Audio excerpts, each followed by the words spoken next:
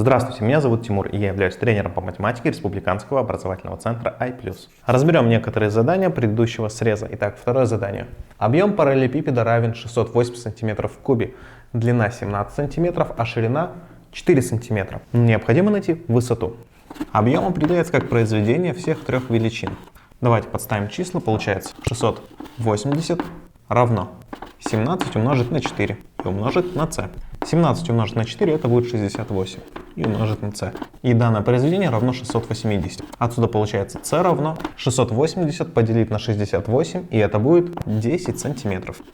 Далее четвертое задание. Есть аквариум, его длина, ширина и высота равны соответственно 8, 4 и 5 дециметров. Необходимо найти, сколько литров поместится в данный аквариум, при условии, что 1 дециметр в кубе равен 1 литру. Итак, находим объем. Для этого мы 8 умножаем на 4 и умножаем на 5. 4 на 5 это будет 20 и умножить на 8 160 кубических дециметров.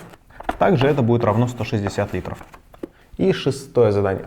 Объем комнаты равен 56 кубических метров, высота 2 метра, а длина равна 7 метров. Необходимо найти ширину. Используем также эту формулу. Подставим числа, получается 56 равно 2 умножить на b и умножить на 7. На самом деле 7 умножить на b умножить на 2, но при перемене множителей местами значение произведения не изменится. Так вот, 2 умножить на 7 это 14. Произведение 14b равно 56, а значит b равно 56 поделить на 14. Если мы поделим, мы получим ровно 4 метра. Седьмая задача. Необходимо найти объем данной фигуры. Давайте данную фигуру разделим на два параллелепипеда. Верхний малый и нижний большой. Ну и собственно, чтобы найти объем всей фигуры, нам нужно посчитать объем большого и объем малого и сложить. Итак, объем большого будет равен 50 умножить на 80 умножить на 40. И все это будет в кубических сантиметрах. Умножаем и получаем 160 тысяч кубических сантиметров. Далее найдем объем малого. Мы, получается, высоту 40 умножим на ширину 30 и на длину 10. Получается 40 умножить на 30 и умножить на 10. И это будет 12 тысяч кубических сантиметров. Ну а теперь находим общий объем, просто складываем два числа. 160 тысяч плюс 12 тысяч будет равно 172 тысячи кубических сантиметров. И десятое задание. Необходимо найти площадь поверхности параллелепипеда с известными сторонами. Итак, давайте найдем площадь данной поверхности. Первое. У нее стороны равны 12 и 4. И это будет 12 умножить на 4, 48 квадратных сантиметров.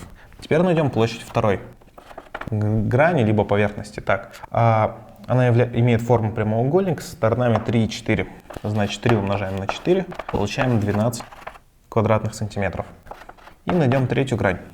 У нее стороны будут являться 12 и 3. 12 умножаем на 3, получаем 36 квадратных сантиметров. А теперь найдем общую площадь поверхности. Нам нужно сложить все эти площади, но еще нужно все умножить на 2. Так как у нас ведь всего не 3 грани, а целых 6. Передняя, также есть задняя, которую тут из-за такого ракурса не видно, но она равна передней. Также верхняя будет равна нижней, и правая будет равна левой. Поэтому таких граней у нас по 2 штуки каждая. Именно поэтому умножаем на 2. Посчитаем сумму. Итак, 48 плюс 12 это у нас будет 60, и плюс 36 будет 96. И нам нужно умножить на 2 все это. Получаем 192 квадратных сантиметра.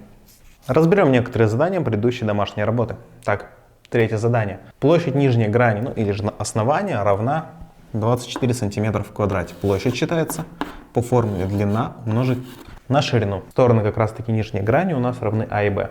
Объем вычисляется по формуле А умножить на Б и умножить на С, то есть длина на ширину и на высоту. Обратите внимание, что А и Б мы уже знаем. Это площадь нижней части. Она равна 24. Отсюда получается уравнение 96 равно 24 умножить на С. Тогда С равно 96 поделить на 24. Это будет 4 сантиметра. Четвертое задание. Объем нашей комнаты равен 75 кубических метров. Высота 3 метра, ширина 5 метров. Нужно найти длину, площадь пола и площадь стены. Итак, длина А, ширина Б и высота С. Используя аналогичную формулу, подставим числа сразу. То есть объем это 75 равно длина умножить на ширину 5 и умножить на высоту 3. 5 на 3 это будет 15, получается 75 равно А умножить на 15, а значит А равно будет 75 поделить на 15. Это будет 5 метров. Теперь найдем площадь пола. Стороны пола это 5 метров и 5 метров. Получился квадрат. Найдем его площадь. 5 умножаем на 5, получаем 25 метров квадратных. А теперь найдем площадь стены. 5 умножаем на 3, получаем 15 метров квадратных. Итого, вот 3 наших ответа. Шестое задание. Полная площадь поверхности нашего куба равна 96 сантиметров квадратных. Нам необходимо найти объем. Итак, у куба 6 одинаковых граней в форме квадрата. То есть мы можем записать, что площадь равна 6 умножить на а квадрат, так как сторона данных квадратов будет равна а. И это равно 96. А значит а в квадрате 96 поделить на 6. Это получается 16 сантиметров в квадрате. Тогда а получается равно 4 сантиметрам, так как 4 в квадрате это будет 16. Ну а теперь найдем объем куба. Это а в кубе. То есть 4 умножаем на 4 и еще раз на 4. Это получается 64 сантиметра в кубе. И 17 задание. Есть параллелепипед и куб. У них равные объемы. Нужно найти сторону куба, если известны ребра параллелепипеда. Итак, найдем объем. 9 умножаем на 1 и умножаем на 3. Это будет 27 сантиметров в кубе. И это также равно а в кубе. Тогда нам нужно подобрать а таким, чтобы при возведении в куб получалось 27.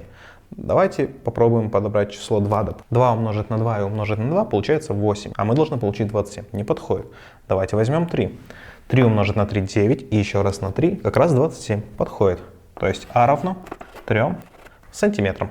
Тема данного урока – скорость, расстояние и время. Скорость – это величина, которая показывает, какое расстояние проходит тело за единицу времени. К примеру, скорость 12 км в час означает, что тело прошло за 1 час 12 км. Чтобы найти скорость, нам необходимо расстояние поделить на время. Соответственно, если мы ищем расстояние, то нужно скорость умножить на время.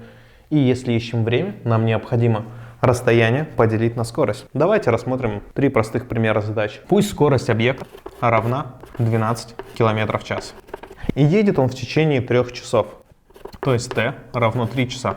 Нам необходимо найти расстояние. Для этого мы умножаем скорость на время. То есть 12 км в час умножаем на 3 часа. Получаем 36 километров. Попробуем еще. Если скорость равна, допустим, 10 метров в секунду, тело проходит при этом 100 метров, то нужно найти время, за которое оно пройдет 100 метров. Время равно расстояние делим на скорость, то есть 100 метров, делим на 10 метров в секунду. Получаем 10. И тут главное отметить, если мы расстояние берем в километрах, то скорость нужно брать в километрах. Ну и если время в часах, то скорость желательно брать в километрах в час. В данном случае у нас расстояние измеряется в метрах, скорость в метрах и секундах. Значит, время будет измеряться в секундах, то есть будет 10 секунд. Если же у нас единицы измерения будут не совпадать, допустим, расстояние будет в километрах, а скорость в метрах и в секунду, то тут нужно либо скорость переводить в километры в секунду или километры в час, или же расстояние переводить в метры. Давайте рассмотрим еще несколько заданий. Итак, первая задача. Самолет за 3 часа пролетает 2160 километров. Нужно найти, сколько пролетит самолет за 7 часов. Давайте найдем скорость самолета для начала. Для этого мы расстояние делим на соответственное время. То есть 2160 километров делим на 3 часа. Получаем 720 километров в час. Теперь мы знаем скорость самолета. Зная, что он летит 7 часов, мы можем найти расстояние, пройденное за 7 часов. Для этого нам нужно скорость умножить на время. То есть v умножаем на t2. Ну или же 720 километров в час умножаем на 7 часов. 7 умножить на 20 это будет 140. 7 умножить на 7 это 49. Ну а если 700 на 7, то это будет соответственно 4900. И плюс 140 это будет 5040 километров. Далее, вторая задача. Нужно найти, за какое время велосипед со скоростью 13 км в час пройдет расстояние в 78 км. Чтобы найти время, нам необходимо расстояние поделить на скорость. Итак, 78 км делим на 13 км в час. 78 поделить на 13 получится ровно 6 часов. Третья задача. Определенное расстояние легковой автомобиль преодолевает за 6 часов, а грузовой за 9 часов. Если скорость легкового автомобиля 90 км в час, то какова скорость грузового? Чтобы найти скорость грузового, нам нужно знать не только время, но и расстояние. Мы знаем, что расстояние он проходит такое же, как и легковая машина. Давайте найдем это расстояние. Для этого нужно скорость легкового автомобиля умножить на время легкового автомобиля. 900 умножаем на 6, получаем 540 километров. А теперь находим скорость грузового автомобиля. Для этого мы расстояние делим на время прохождения этой дистанции грузовым автомобилем. То есть 540 километров делим на 9 часов, получаем 60 километров в час. Четвертое задание. Расстояние между двумя населенными пунктами 240 километров. Человек сначала едет на автобусе в одном направлении со скоростью 60 километров в час, а потом на легковом автомобиле едет в обратном направлении со скоростью 80 км в час. Необходимо найти, сколько времени он потратит на движение туда и обратно. Давайте найдем T1. Это время при движении со скоростью 60 км в час. Чтобы найти время, нам необходимо расстояние поделить на соответственную скорость. 240 км делим на 60 км в час, получаем 4 часа. Аналогично найдем T2. Это время при движении в обратном направлении. Те же 240 км, но уже делим на 80 км в час. Так как, повторюсь, в обратном направлении он движется уже с другой скоростью. Получается 3 часа. Значит, общее время будет 4 часа туда и плюс 3 часа обратно. В общем, человек потратит на движение туда-обратно 7 часов. Пятая задача. Расстояние в 600 км автомобиль проезжает за 12 часов. За какое время он проедет данное расстояние, если скорость увеличит на 10 км в час? Давайте для начала найдем, с какой скоростью он проезжает 600 км за 12 часов. Для этого мы должны расстояние поделить на время. 600 км делим на 12 часов. Получается 50 км в час. Если он увеличивает скорость на 10 км в час, то у него скорость получается равна 60 км в час. А теперь найдем, за какое время он проедет то же самое расстояние, но уже с другой скоростью. То есть находим T2. 600 делим на 60. Тут все просто, получается 10 часов. На этом наш урок подошел к концу. Не забывайте выполнять домашнее задание. Всем удачи, всем пока!